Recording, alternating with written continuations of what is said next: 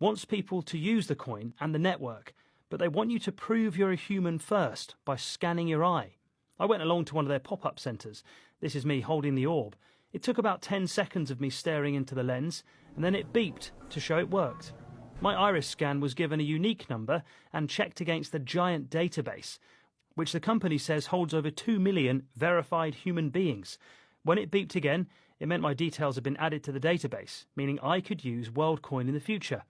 I was also given 25 free Worldcoin tokens, worth about £40 at the moment, which we're going to give to children in need. And as for your iris scan, Worldcoin says the information gets deleted straight away. Privacy experts, however, say they worry that the data might end up in the wrong hands. And others are concerned that this is all just a bit dystopian in the first place.